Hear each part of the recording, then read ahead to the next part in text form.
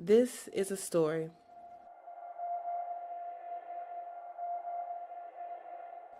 A story of a start of a movement. A movement that healed descendants of slaves.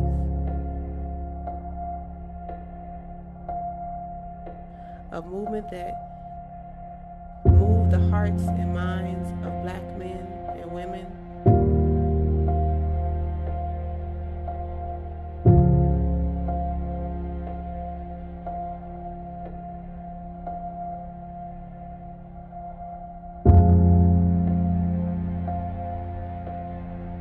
A movement that created a nation.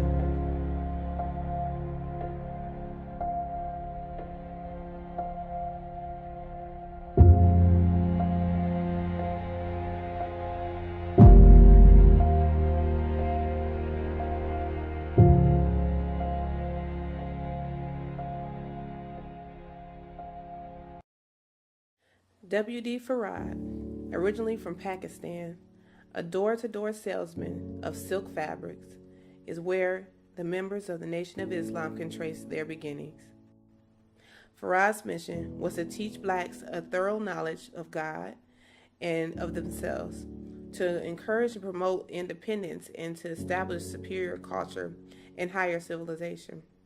In the early 1930s, W.D. Farad met Elijah Poole in Detroit and proceeded to train him in his mission. Because of Elijah's dedication, W.D. Farad gave Elijah Poole his holy name, Elijah Kareem, which later became Elijah Muhammad, and appointed him Supreme Minister of the Nation of Islam. In 1934, W.D. Farad left Detroit, leaving the Honorable Elijah Muhammad in charge of his new movement. And now we hear from three individuals who lived through that movement.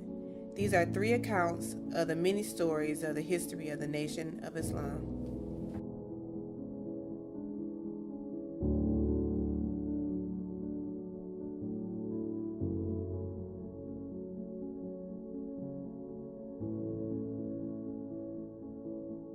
I was working at the time. I had been in service, I should say that. I had been in service and served 2 years. And when I was discharged with an honorable discharge, I got a job in a factory, automobile factory. And we used to sit at, drink coffee in a corner and talk about politics and things current.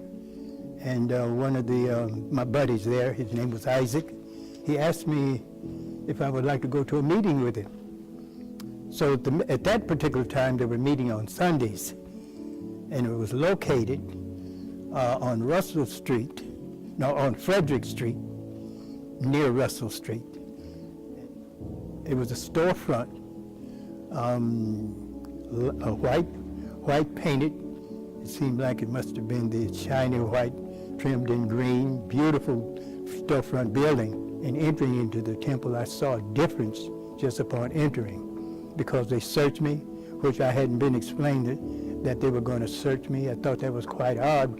When I was invited, they said that where black people meet, and I didn't think so much of it at the time, but since later on, I was wondering why in the world black people have to search each other, but they wanted to know if you had anything that was not allowed among Muslims. You couldn't take it in. They would just take it, check it, and to return it back to you when you got ready to leave. Now, when you walk in, you notice that there is a blackboard, which is about that side of that blackboard, standing on tripods.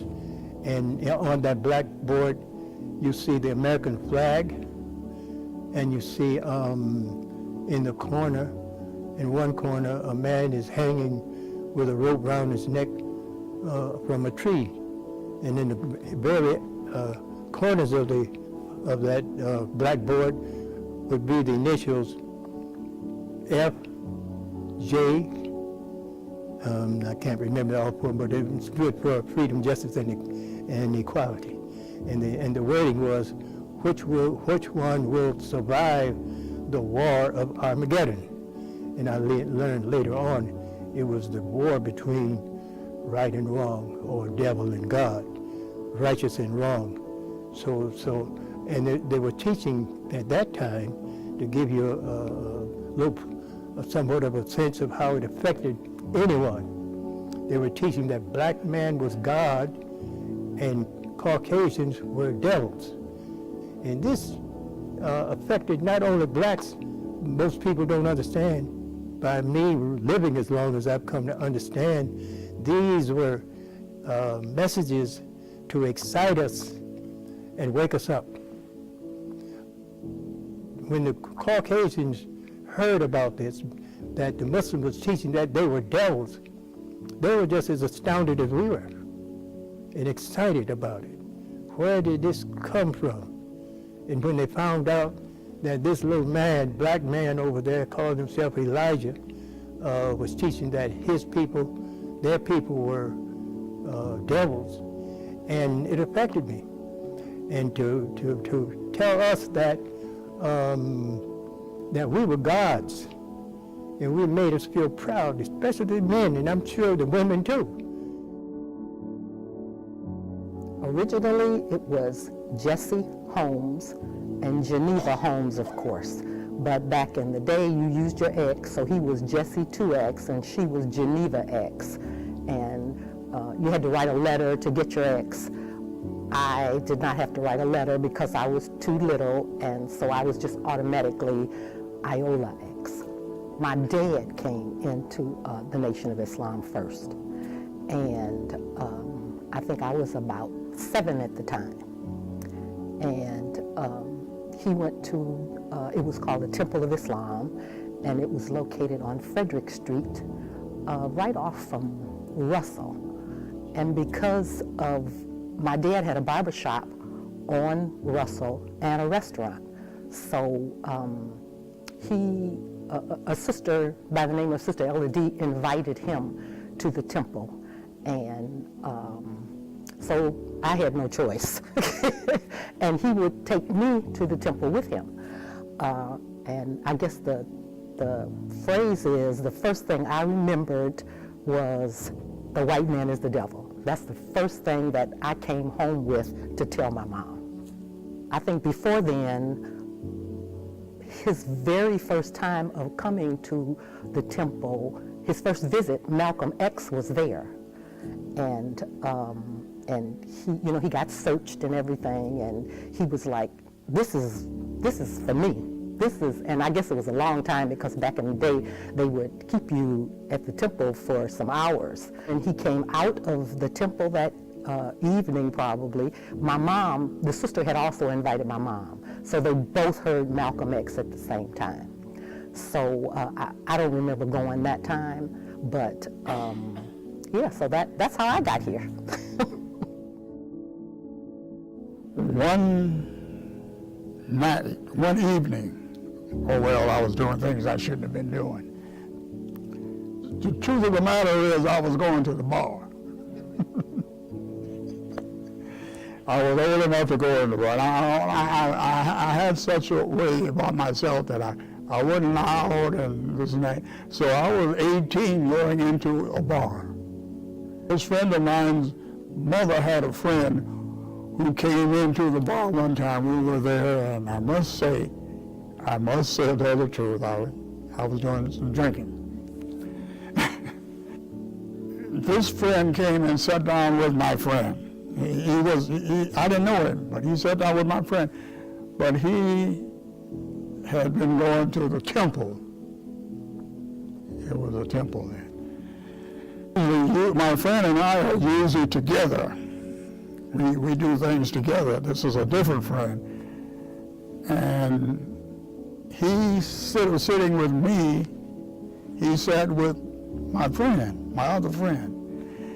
And he sat with him so long that I began to say, what's going on, So I got up and went and sat with them. And this brother here, he was talking, saying, white folks are devils. Now, I'd had some experiences, I'm skipping a lot, but I'd had some experiences with some white folks and police that I didn't like. So I cut into him. I said, where you learn that talk? And he kept talking. He was a Muslim. I stayed in the bar until the bar closed that night, just listening. I was so interested. So when he got ready to leave, I said, where'd you learn all that stuff? And he told me. I said, I got to go there. So he gave me a card. In those days, they give us a card. I remember what was on the card. The judgment of the world is now. God calls on the so-called Negro to accept the religion of Islam and live, reject it, and die. Now, I remember that. That's exactly what we were told. And I kept that card. I went the next meeting. They had the dates when you can go. I couldn't get in. I guess you all know why. I've been drinking. And you could not get into the temple if your brother smelled something on your breath. No, I'm not lying. I had been drinking, So that made me more determined to want to hear more about it. So I went to the next meeting, and I'm here to tell you, I've been here ever since. This was in 1956. Yeah, I came into the Temple of Islam in 1956. And I thank Allah, and always will thank Allah that I came.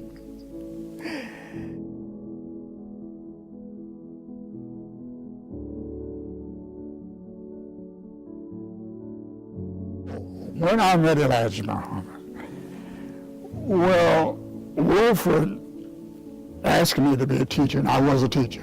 I taught English, I taught some Arabic, I just taught.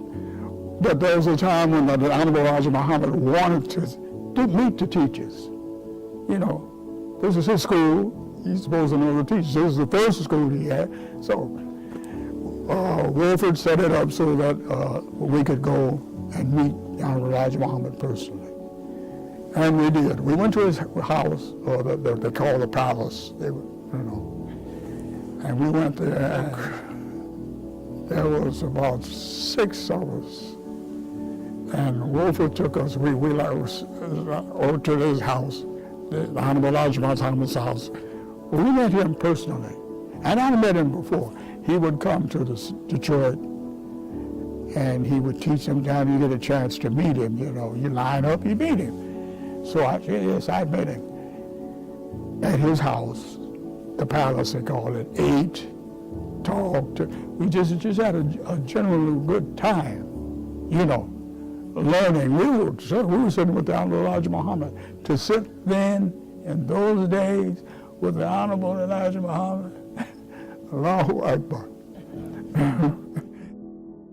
My mom and dad would go to different conventions and stuff. You would always get to go and shake his hand. But I think my experience was a little different because my mom and dad had a restaurant. They had one on, and it was called the Shabazz Restaurant. They had it on, it was one on Russell. Then they moved to Forest. And actually, the Honorable Elijah Muhammad visited that restaurant. And so that was nerve-wracking and exciting, and it was awesome. It was truly awesome. Oh man, he was quick, and it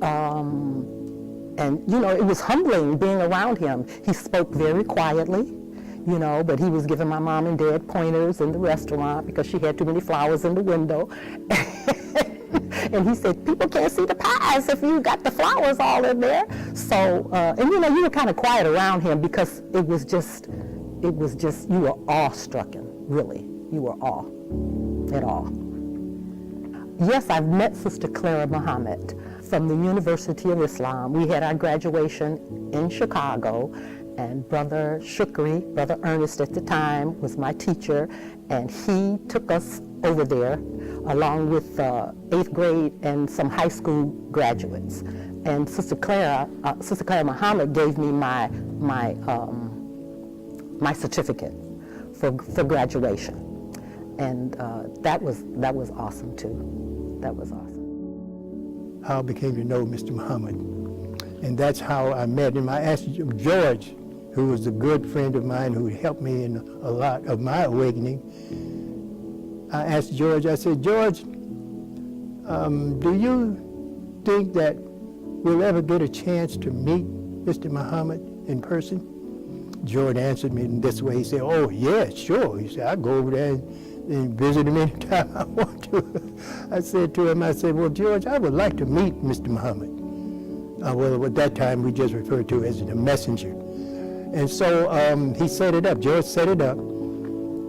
And we got an opportunity to go over and have dinner with Mr. Muhammad. We had dinner with him, had dinner with him, and I sat right to his right of him.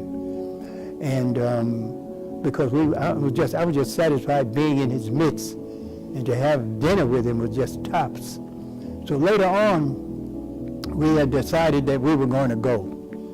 Time for us to leave. And at that time, the highway was not made where you could travel all the way to Chicago by this regular turnpike highway. We had to go what they call Route 24. And usually it would take us about 8 hours to go, 7 or 8 hours to go from Detroit to Chicago at that time. And we left that evening, and we got back the next morning.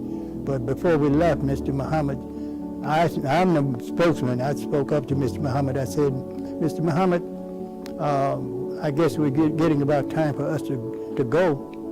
And Mr. Muhammad says, he says, you say you're going to be going tonight? I said, well, yes, sir. Yes, sir. And he said, well, you all should stay overnight.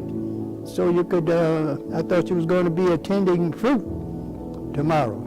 At that time, they was holding FOI on a Monday,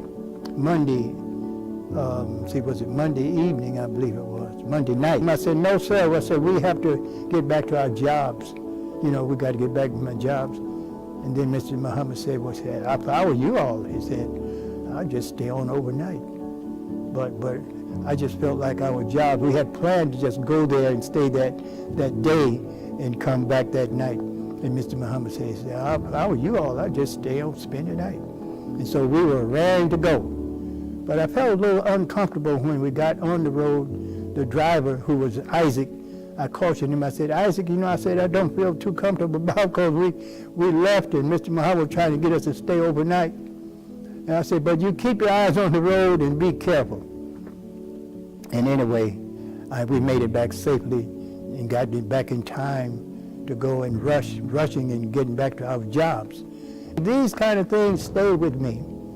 And I began to really, really feel good about this man and the work that he was doing and the success he was having.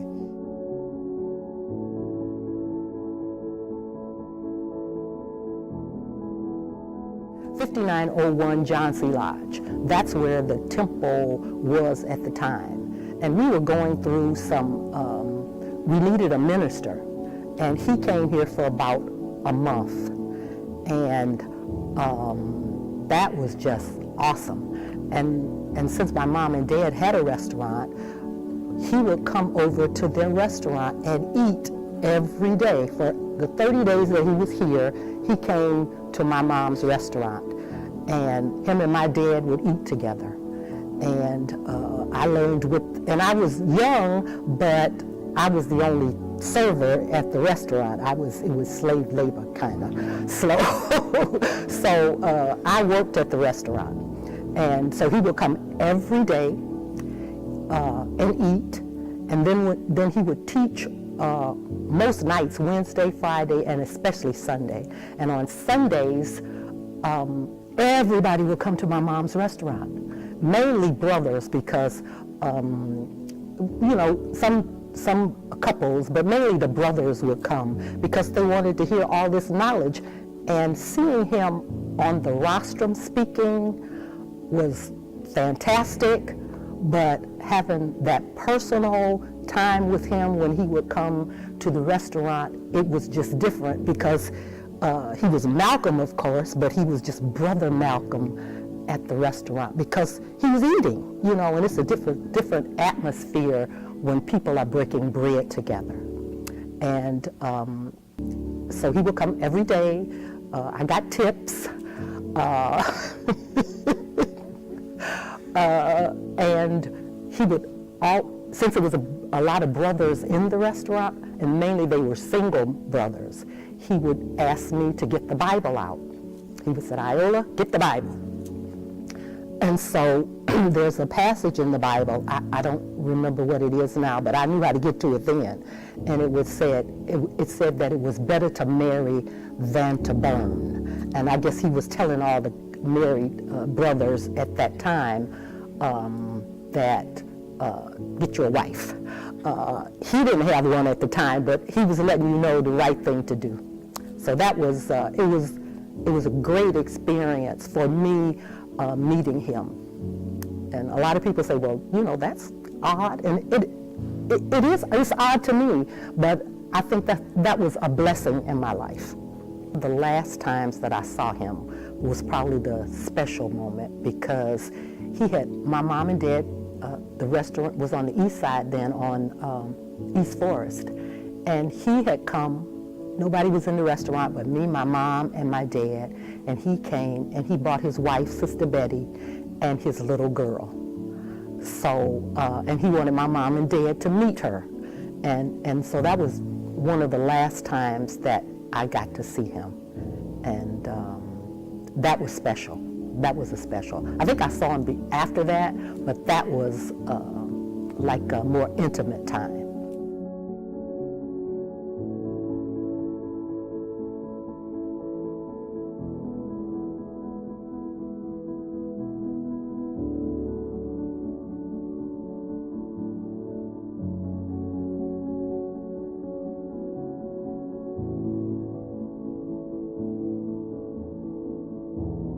But I just remember when Malcolm X made some statements after John F. Kennedy had passed away. He said something to the effect that it was the chickens coming home to roost. So that's when he originally got set down. And so, you know, the Elijah Muhammad was our leader, so we just went by what he said because he told him to kind of be quiet, and he didn't.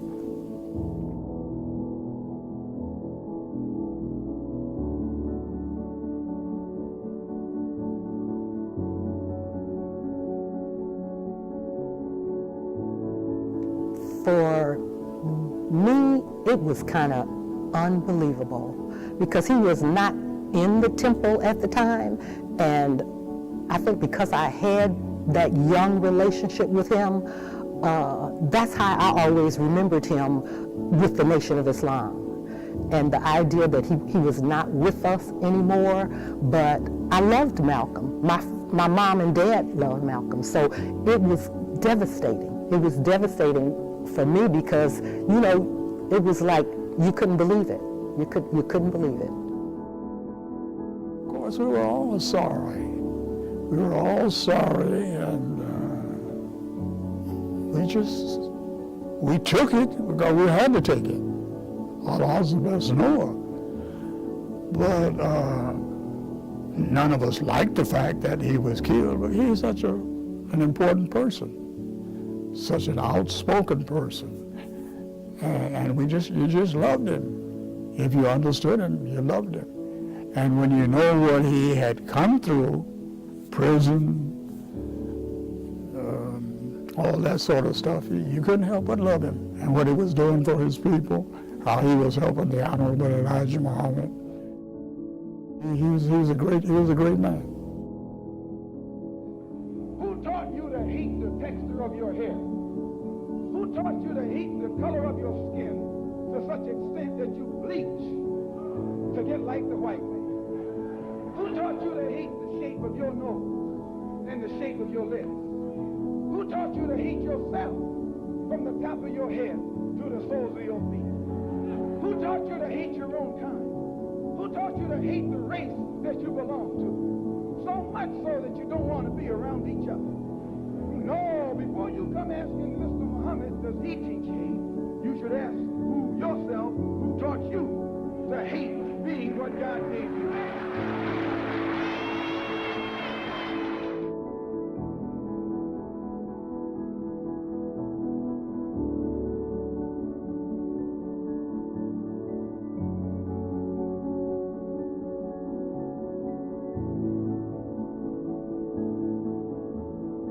I was at the beauty shop when it came on the news that he had passed away. And I didn't want to just start bawling in the, I was trying to hold my composure, but it was just a sad time because like the Imam Shukri said, we never even imagined that he would leave us.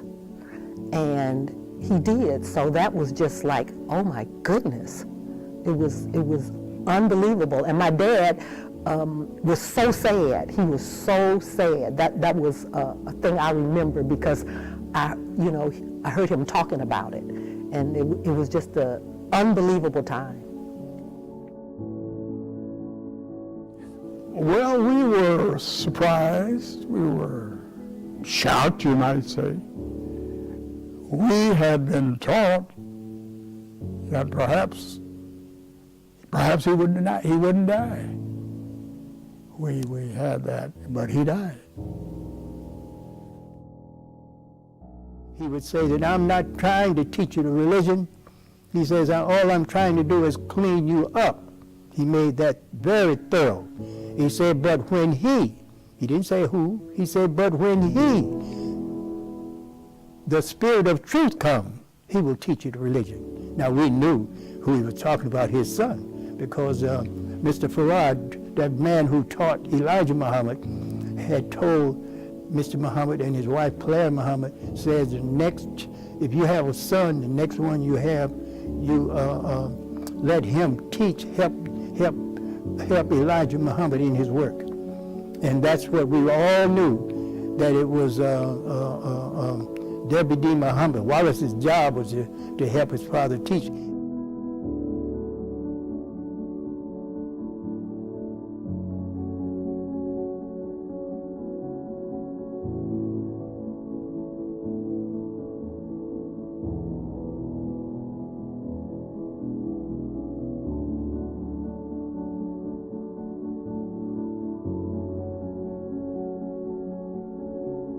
The strong gush of wind coming from the forces of emotion come against this house and blow. The windows stay intact. The shade doesn't even waver.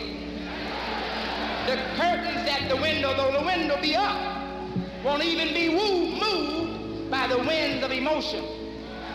Simply because this house is built on strength, divine strength. This is a house formed by knowledge. And men of knowledge just don't fall down in the floor and weep and moan and cry like babies when the wind of emotions come.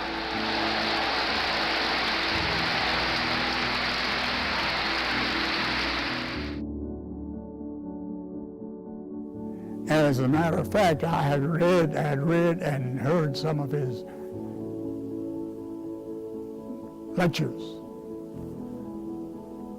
before his father died. And I knew he was a man. I knew he was a man among men. You didn't see so much authenticity out in the public like you see now. And I attribute it to being Wallace Muhammad, because people were stepping up and stepping out and being proud of their religion and their way of life. Growing up in the Nation of Islam, we did not vote. So the Imam brought that to us He came out with the flag. He said, you are an American Muslim. So I've tried to live as an American Muslim.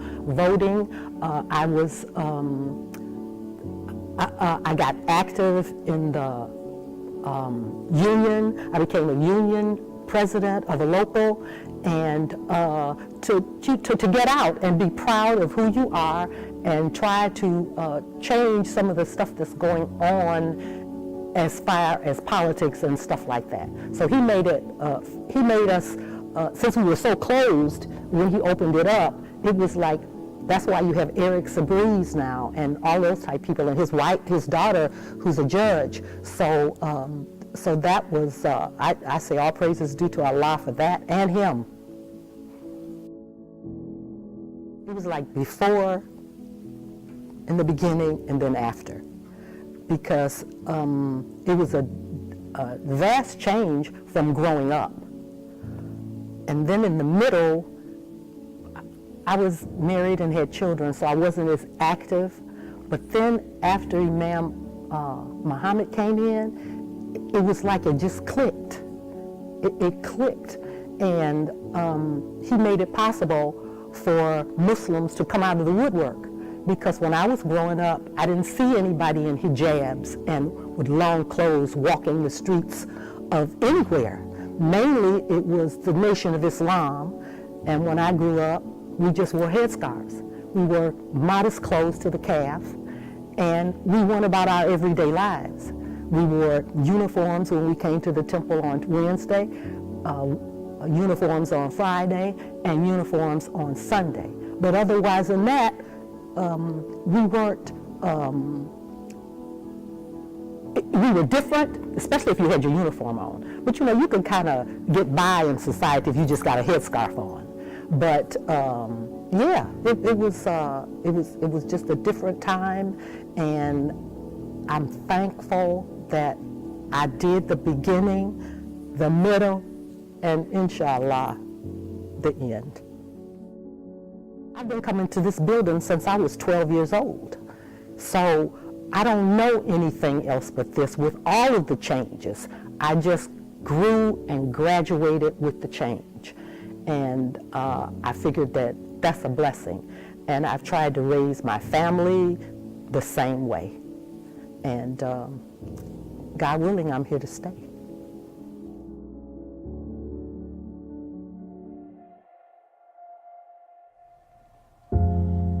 This story is about a burning desire to have the rights of any human, to grow our communities, to grow our wealth, to cultivate our youth, to respect our elders, to celebrate our ancestors.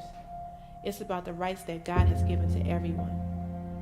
This movement is about the rights that Prophet Muhammad, peace be upon him, stated in his last address before his death. All mankind is from Adam and Eve. An Arab has no superiority over a non-Arab, nor does a non-Arab have any superiority over an Arab. A white has no superiority over a black, nor does a black have any superiority over a white, except by piety and good action.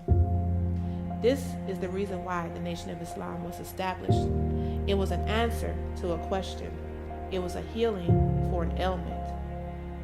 Though the Nation of Islam's movement was not perfect, the practice of Islam was not perfect. It was empowering. It has forever changed the fabric of America, the fabric of how Islam is practiced in these United States. It is a foundation and a blueprint for our future.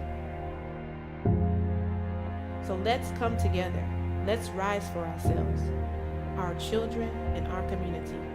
Let's not be ashamed of this history. Let's embrace it.